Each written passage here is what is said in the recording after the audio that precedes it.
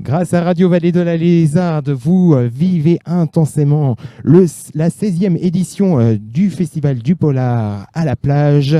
Et avec moi, à mes côtés, Franck Bouys. Bonjour. Bonjour. Tout d'abord, de quelle région êtes-vous? Corrèze.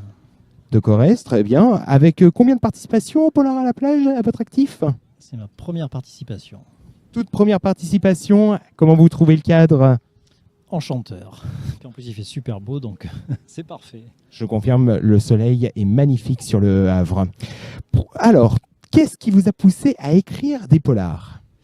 J'ai pas le sentiment d'écrire des polars, donc c'est un peu particulier, parce que j'ai pas de culture polar au sens classique du terme, parce qu'il n'y a pas de flics dans mes bouquins, il n'y a pas d'intrigue policière. En revanche, il y a toujours beaucoup de suspense, de tension, et je pense que c'est un peu pour ça que j'ai glissé un peu vers ce ce genre de roman qui est plutôt pour moi du roman noir, quoi, plutôt que du polar. Enfin, j'écris plus du roman noir que du polar.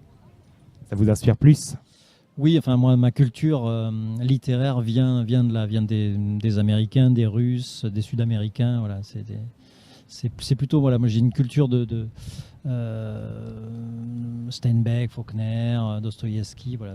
Mais j'ai pas du tout de culture de polar.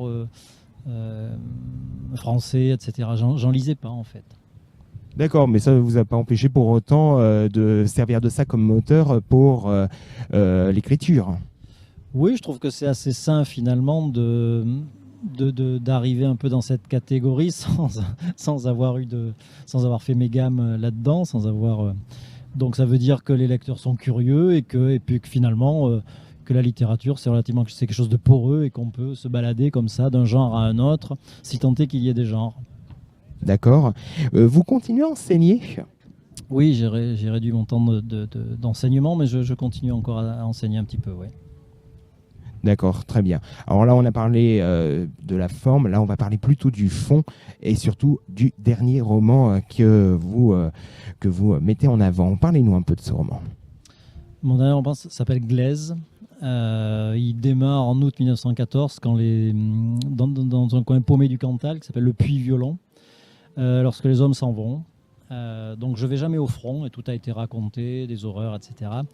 Et je raconte l'histoire de trois familles, en fait, trois familles de montagnards, et avec un ogre au milieu.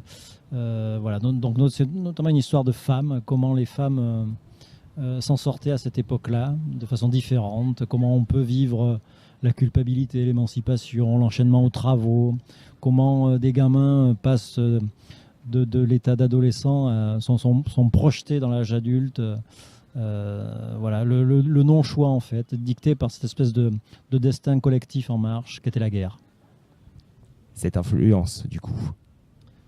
Comment ? L'influence que ça a exercé. Oui, c'est le bruit de fond, en fait. C'est le bruit de fond, c'est la guerre, effectivement, puisqu'on ne peut pas faire abstraction de ça.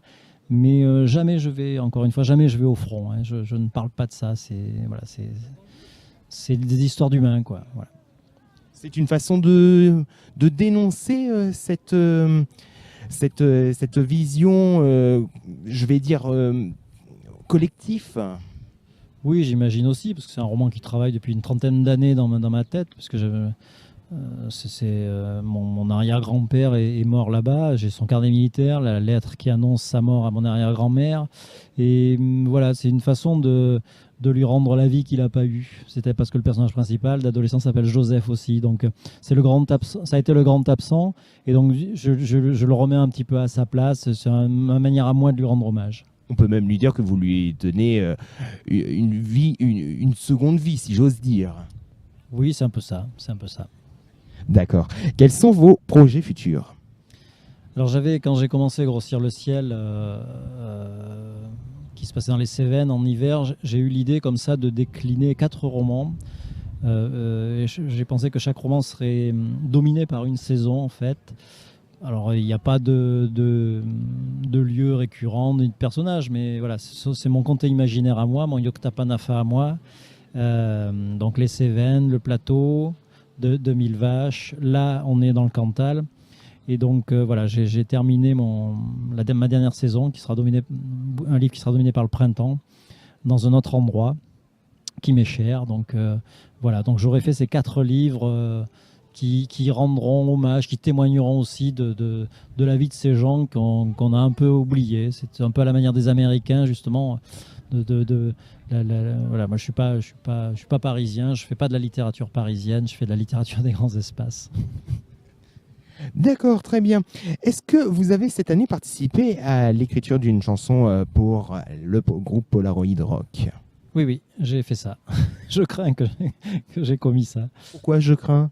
Parce que je ne sais pas du tout ce que ça donne. Là, j'ai le CD, je suis très curieux d'écouter ça. Ouais. Ça s'appelle Marie s'enfuit. Marie s'enfuit?